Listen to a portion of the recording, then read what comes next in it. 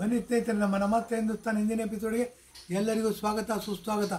ನೋಡಿ, ನಮ್ಮ ದೇಶ ಪ್ರಜಾಪ್ರಭುತ್ವವನ್ನು ಒಪ್ಕೊಂಡಿರ್ತಕ್ಕಂಥ ದೇಶ. ನಮ್ಮ ದೇಶ 1947 ಸ್ವತಂತ್ರ ಆದರೂ 1951ರಲ್ಲಿ ಸರ್ವತಂತ್ರ ಸ್ವತಂತ್ರ ಗಣರಾಜ್ಯವಾಯಿತು. ಗಣರಾಜ್ಯ ಅಂತಂದರೆ ನಮ್ಮ ಸಂವಿಧಾನ ಬರೆದಿರ್ತಕ್ಕಂಥ ಅಂಬೇಡ್ಕರ್ ಅವರು, KM ಮುನ್ಷಿಯವರು 13-14 ಜನ ಇದ್ದರು ಸಂವಿಧಾನ ಬರೆದವ್ರಲ್ಲಿ. ಆದರೆ ಹೆಡ್ಡಾಗಿ ಮಾತ್ರ ಅಂಬೇಡ್ಕರ್ ಅವರಿದ್ದರು. ಇವರೆಲ್ಲ ಅಗಾಧವಾದ ಬುದ್ಧಿವಂತರು. ಇವರೆಲ್ಲ ಸೇರ್ಕೊಂಡು we the people of India ಅಂತ ಹೇಳಿದ್ದಾರೆ. We the people of India ಅಂತ ಹೇಳಿದ್ರೆ ನಾವು ರೀ ಸುಪ್ರೀಮೋ, ಪ್ರೆಸಿಡೆಂಟ್ ಅಲ್ಲ ಸುಪ್ರೀಮೋ, ಪ್ರೈಮ್ ಮಿನಿಸ್ಟರ್ ಅಲ್ಲ ಸುಪ್ರೀಮೋ, ಪುಟ್ಗೋಸಿ CM ಈ ಮಿನಿಸ್ಟ್ರುಗಳೆಲ್ಲ ಸುಪ್ರೀಮೋ. ಅವ್ರು ಏನಿದ್ರು ಪ್ರಧಾನ ಸೇವಕ ಅಂತ ಹೇಳ್ತಾರೆ. ನೋಡಿ, ನರೇಂದ್ರ ಮೋದಿಯವರು ಮುಖ್ಯಮಂತ್ರಿ ಏನು ಹಾಗೆ ಅಂದ್ಕೊಂಡ್ರೆ ಮಂತ್ರಿಗಳೇನು ಇದೆಲ್ಲ ನೋಡಿಕೊಂಡು ಗಣ್ಯಾತಿ ಗಣ್ಯರು ಅಂತ ಹೇಳ್ತೀವಿ ನಾವು. ಅದರಲ್ಲೂ TVನವರು ಮತ್ತು ಪ್ರೆಸ್ ಮೀಡಿಯಾದವ್ರು ಏನಾಗುತ್ತೆ, ಅಡ್ವರ್ಟೈಸ್ಮೆಂಟ್ ಬೇಕಿರುತ್ತೆ ಇವರಿಗೆ. ಇವರೆಲ್ಲ TRPಯಿಂದ ಹೋಗ್ತಿರೋ ಬಿಸ್ನೆಸ್ ಹೌಸ್ ಆಗ್ಬಿಟ್ಟಿದೆ. ಅಡ್ವರ್ಟೈಸ್ಮೆಂಟ್ ಏನು ಮಾಡ್ತಾರೆ ಇವರು, ಒಂದು ಪೇಪರ್ ಫುಲ್ ಅಡ್ವರ್ಟೈಸ್ಮೆಂಟ್ ಕೊಡಿದ್ರೆ 25 ಲಕ್ಷ ಆಗುತ್ತೆ. ಅಷ್ಟು ಕೊಡೋದಕ್ಕೆ ಜನಸಾಮಾನ್ಯರ ಕೆಲಸ ಆಗೋದಿಲ್ಲ. ರೋಗ್ಸ್ ಆ್ಯಂಡ್ ರ್ಯಾಸ್ಕಲ್ಸ್ ಮಾತ್ರ ಕೊಡ್ಬೋದು ಅದನ್ನು. ಯಾಕೆ ಅಂತಂದರೆ ಇಸ್ಪೀಟ್ ಆಟದಲ್ಲಿ ಬ್ಲೈಂಡ್ ಅಂತ ಹಾಕ್ತಾರೆ 3 ಕಾರ್ಡ್ಸಲ್ಲಿ. ಆ ಬ್ಲೈಂಡ್ ಆಟ ಅಥವಾ ಅಂದರ್ ಬಹಾರ್ ಅಂತ ಆಡ್ತಾರೆ. ಇವೆರಡೂ ಸಹ ತುಂಬ ಡೇಂಜರಸ್ ಗೇಮು. ಹೆಂಡ್ತಿನೂ ಹೇಗೆ ಪಾಂಡವರು ಕಳ್ಕೊಂಡ್ರು ಹಾಗೆ ಮನೆ ಮಠ ಎಲ್ಲ ಒಂದು ಕ್ಷಣದಲ್ಲಿ ಕಳ್ಕೊಂಡ್ಬಿಡ್ತಾರೆ. ಆ ಥರ ಆಟ ಆಡೋರು ಏನು ಮಾಡಿದ್ದಾರೆ, ರಾಜಕೀಯಕ್ಕೆ ಬಂದಿದ್ದಾರೆ. ಹಾಗಾಗಿ ಇವತ್ತಿನ ರಾಜಕೀಯ ಏನಾಗಿದೆ, ಹೊಲಸೆದ್ದು ಹೋಗಿದೆ. ಡರ್ಟಿ ಪಾಲಿಟಿಕ್ಸ್ ಅಂತ ಹೇಳ್ತೀವಿ. ಇದನ್ನೇ ವಿನ್ಸ್ಟನ್ ಚರ್ಚಿಲು ದ್ವಿತೀಯ ಮಹಾಯುದ್ಧದಲ್ಲಿ ಸ್ವಾತಂತ್ರ್ಯ ಕೊಡಬೇಕು ಕೊಡಬಾರ್ದು, ಇಂಡಿಯಾಕ್ಕೆ ಸ್ವತಂತ್ರ ಕೊಡೋಕ್ಕೆ ಅರ್ಹರ ಇವರು ಅನ್ನೋ ವಿಚಾರಣೆ ಬಂದಾಗ ಅವ್ರು ಹೇಳ್ತಾರಂತೆ, rogues and rascals will start ruling the country. India ದೇಶಕ್ಕೆ ಇವಾಗ ಸ್ವಾತಂತ್ರ್ಯ ಕೊಡೋದು ಬೇಡ ಅಂತಂದ್ಬಿಟ್ಟು. ಆದರೂ ದ್ವಿತೀಯ ಮಹಾಯುದ್ಧ ಆಗುತ್ತೆ. ದ್ವಿತೀಯ ಮಹಾಯುದ್ಧ ಆದಮೇಲೆ ಎಲೆಕ್ಷನ್ ನಡೆಯುತ್ತೆ. ಅಟ್ಲಿ ಅವರು ಪ್ರಧಾನಮಂತ್ರಿ ಆಗ್ತಾರೆ. ಸ್ವಾತಂತ್ರ್ಯ ಸಿಗತ್ತೆ. ಸ್ವಾತಂತ್ರ್ಯ ಸಿಗತ್ತೆ ಹೊರತು ನಾವು ತಗೊಳ್ಳಿಲ್ಲ ಸ್ವಾಮಿ. ಗಾಂಧೀಜಿ ಸ್ವಾತಂತ್ರ್ಯ ಕೊಟ್ಟು ಅನ್ನೋ ತಪ್ಪು.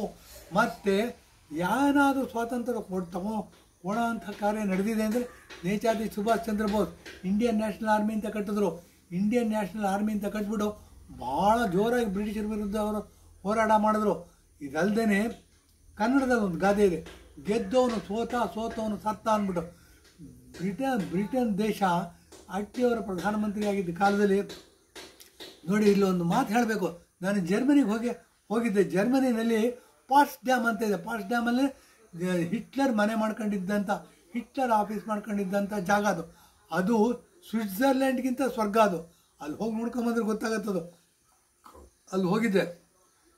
ಅಲ್ಲಿ ಹೋದಾಗ ಹಿಟ್ಲರ್ ಬಂಕರ್ಗಳಲ್ಲಿ ಹೋಗಿದ್ದೆ. 2 ಬಂಕರ್ಗಳಲ್ಲಿ ಹೋಗಿದ್ದೀನಿ ನಾನು. ಇಷ್ಟೆಲ್ಲ ಮಾಡ್ಕೊಂಡು ಇದು ಮಾಡಿದ್ಮೇಲೆ ನಮಗೇನು ಅನಿಸುತ್ತೆ, ಈ ಹಿಟ್ಲರ್ ಮಾಡಿದ್ದು ಸರಿನಾ ತಪ್ಪು ಅಂತ ಯೋಚನೆ ಬಂದ. ಹಿಟ್ಲರ್ ಮಾಡಿದ್ದು ಸರಿ ಅಂತ ನೋಡಿ. ಇಲ್ಲಿ ಒಂದು ಮಾತು ಹೇಳಬೇಕು, ಏನು ಅಂತಂದರೆ action and reaction are equal and opposite ಅಂತ ಫಿಸಿಕ್ಸಲ್ಲಿ ಹೇಳ್ತೀವಿ ನಾವು, ಸೈನ್ಸಲ್ಲಿ ಹೇಳ್ತೀವಿ. ಅಂದರೆ ಪ್ರತಿಯೊಂದು ಆ್ಯಕ್ಷನ್ಗೂ ಒಂದು ರಿಯಾಕ್ಷನ್ ಇರುತ್ತೆ, ಅದು ಈಕ್ವಲ್ ಆ್ಯಂಡ್ ಆಪೋಸಿಟ್ ಆಗಿರುತ್ತೆ ಅಂತ ಹೇಳ್ತೀವಿ. ಒಂದು ಚೆಂಡನ್ನ ಗೋಡೆಗೆ ಎಸೆದ್ರೆ ಸೇಮ್ ಇದ್ರಲ್ಲಿ ವಾಪಸ್ ಬರುತ್ತೆ ಅಂತ ಅದೇನೇನೋ ಫಾರ್ಮುಲಾ ಇದೆ ಅಂತ ಹೇಳ್ತಾರೆ. ಆದರೆ ಪ್ರಾಕ್ಟಿಕಲ್ಲಾಗಿ ಒಂದು ಹಲ್ಲು ಒಬ್ಬ ಮುಷ್ಟಿ ಕಟ್ಟು ಒದ್ದ ಅಂತಂದರೆ ಒಂದು ಹಲ್ಲು ಮುರಿತು. ಎದುರುಗಡೆ ಇರೋ ಒಂದು ಹಲ್ಲು ಮುರಿಸ್ಕೊಂಡ್ರೋ ಪಾರ್ಟಿ ಏನಾದ್ರು ಒದ್ದ ಅಂದರೆ ಒಂದೇ ಹಲ್ಲು ಮುರಿಬೇಕು ಅಂತೇನಿಲ್ಲ, 4 ಹಲ್ಲು ಮುರಿಬೋದು, ಮೂತಿನ ಸ್ವೆಟ್ಟ ಆಗ್ಬೋದು. ಇಂಥದನ್ನೇ ಹಿಟ್ಲರ್ ಮಾಡ್ದ. ಹಾಗಾಗಿ ಹಿಟ್ಲರ್ ಮಾಡಿದ್ದು ಸರಿ ಇರಬಹುದಾ, 100% ತಪ್ಪಲ್ಲ ಅನ್ನೋ ಇದಕ್ಕೆ ನಾನು ವೈಯಕ್ತಿಕವಾಗಿ ಬಂದಿದ್ದೀನಿ. ಪ್ರಪಂಚನೂ ಬರ್ಬೋದು. ಯಾರು ಪಾಟ್ಸ್ ಡ್ಯಾಮ್ ನೋಡ್ಕೊಂಬರ್ತೀರಾ, ಯಾರು ಆಳವಾಗಿ ವಿಶ್ಲೇಷಣೆ ಮಾಡ್ತೀರಾ, ಅವ್ರು ಇದಕ್ಕೆ ಬರ್ಬೋದು. ಇಷ್ಟೆಲ್ಲ ಮಾಡ್ತಿರೋದು ಏನು ಅಂತಂದರೆ, ಇಷ್ಟೆಲ್ಲ ಇದು ಮಾಡ್ತಿದ್ರು ನಮ್ಮ ದೇಶದಲ್ಲಿ ಸ್ವಾತಂತ್ರ್ಯ ಬಂದಿದೆ ಅಂತಂದರೆ ನಾವೆಷ್ಟು ಮಟ್ಟಿಗೆ ಅರ್ಹರಾಗಿದ್ದೀವಿ ಅನ್ನೋದು ಗೊತ್ತಾಗುತ್ತೆ. ಇವತ್ತು ನೋಡಿ, ಸಿದ್ದರಾಮಯ್ಯನವರು 13 ಸೈಟ್ ಕೇಳಿದ್ರಂತ ಅವ್ರ ಹೆಂಡ್ತಿ, 14 ಸೈಟ್ ಕೊಟ್ಟಿದ್ದಾರಂತೆ. ನಿಮ್ಮಲ್ಲಿ ಯಾರಾದರೂ ಕೇಳಿದ್ರೆ ಕೊಡ್ತಾರ ಸ್ವಾಮಿ ಇವರು? ನಮ್ಮನ್ನು ಆಫೀಸ್ ಬಾಗಿಲಿಗೆ ಬಿಟ್ಕೊಳ್ಳಲ್ಲ ರೀ ಅವನು. ಒಬ್ಬ ಪೇದ ಇರ್ತಾನೆ ಅವನೇ ಬಿಟ್ಕೊಳ್ಳಲ್ಲ, ಇಲ್ಲ ಪ್ರೈವೇಟ್ ಸೆಕ್ರೆಟರಿ ಇರ್ತಾನೆ ಅವನೇ ಬಿಟ್ಕೊಳ್ಳಲ್ಲ. 14 ಸೈಟ್ ಕೊಟ್ಟರಂತೆ.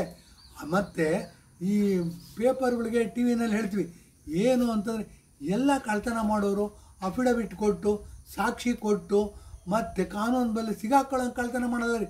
ಕಳ್ತನ ಅಂತ ಅನಿಸ್ಕೊಳ್ಳೋದಿಲ್ಲ.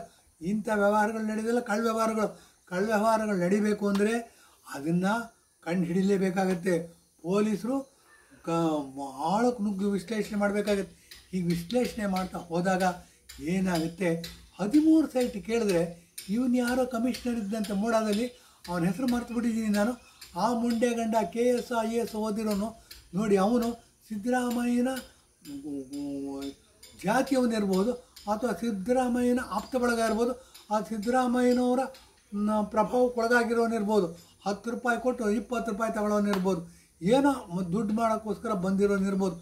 ಇವನೇನು ಮಾಡಿದ್ದಾನೆ, 13 ಸೈಟ್ ಕೇಳಿದ್ರೆ 14 ಸೈಟ್ ಕೊಟ್ಟಿದ್ದಾನೆ. 50-80 ಸೈಟು, 14 ಸೈಟು ಅಂತಂದರೆ ಒಂದು 50-80 ಸೈಟ್ ವಿಜಯನಗರ ಕೊಟ್ಟಿರ್ತಕ್ಕಂಥ ಜಾಗದಲ್ಲಿ 3 ಕೋಟಿ ರೂಪಾಯಿ ಆಗುತ್ತೆ. 45 ಕೋಟಿ ರೂಪಾಯಿ ಭ್ರಷ್ಟಾಚಾರ ಸಿದ್ದರಾಮಯ್ಯನವ್ರದ್ದು. ಜನಸಾಮಾನ್ಯರಿಗೆ ವ್ಯವಸ್ಥೆ ಇದೆಯಾ? ವೈಬ್ರೆಂಟ್ ಡೆಮಾಕ್ರಸಿಯಿಂದ ಜನಸಾಮಾನ್ಯರಿಗಿರ್ಬೇಕು. ಸಿದ್ದರಾಮಯ್ಯನವರು ಇದನ್ನು ಕೇಳಿಲ್ಲ, ಮುಖ್ಯಮಂತ್ರಿಯಾಗಿ ಕೇಳಿಲ್ಲ, ಅದೆಲ್ಲೂ ಸಿಗೋದಿಲ್ಲ. ಆದರೆ ಸಿದ್ದರಾಮಯ್ಯನವರು ಮುಖ್ಯಮಂತ್ರಿ ಆಗಿರೋದ್ರಿಂದ ಈ ಥರ ಕೆಲಸಗಳು ನಡೆದಿದೆ. ಇದರ ಜವಾಬ್ದಾರಿ ಡೆಮಾಕ್ರಸಿನಲ್ಲಿ ಯಾರಿಗಾರು ಕೊಡಬೇಕು ಅಂದರೆ ಸಿದ್ದರಾಮಯ್ಯನವರೇ ತಗೋಬೇಕು.